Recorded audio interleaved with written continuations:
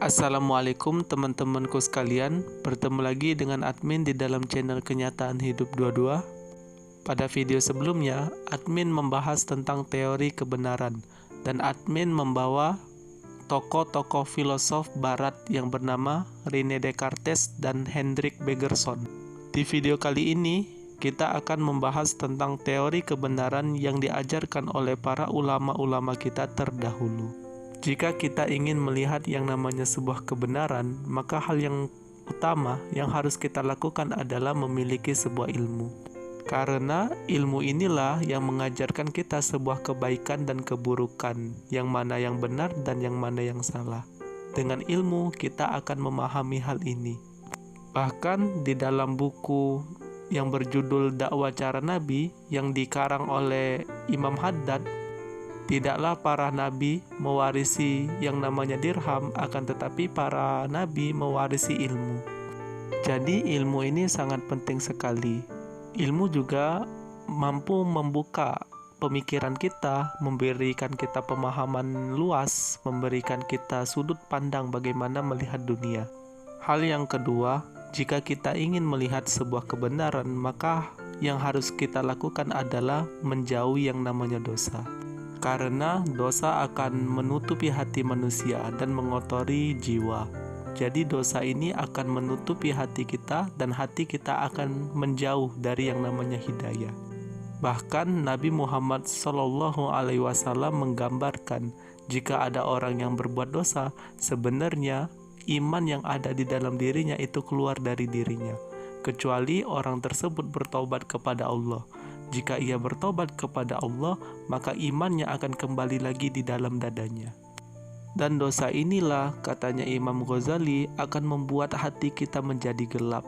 Ketika hati kita gelap, maka kita akan menjauh dari yang namanya hidayah.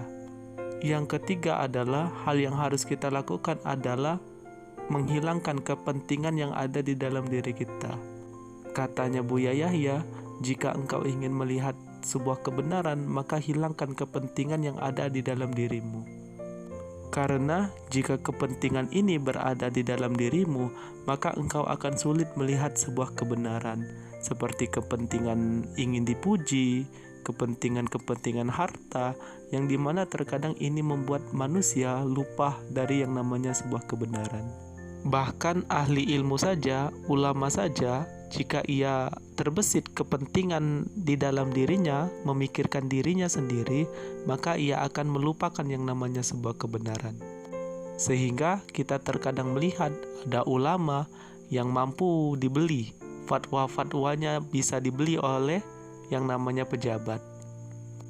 Ini disebabkan karena kepentingan-kepentingan yang ada di dalam dirinya, sehingga membuat dirinya lupa jalan menuju sebuah kebenaran.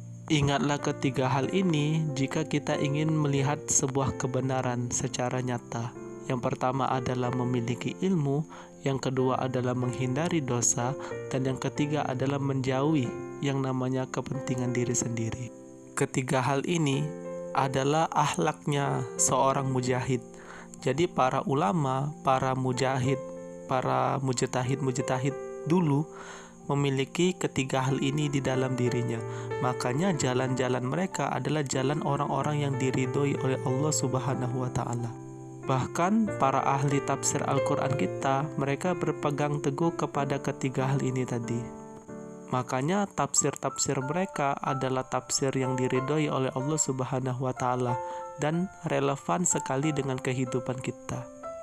Semoga bermanfaat. Mungkin sampai sini saja penjelasan admin di video kali ini.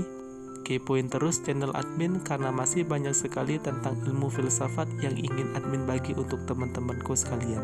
Saya admin undur diri, selamat bertemu lagi di konten-konten selanjutnya.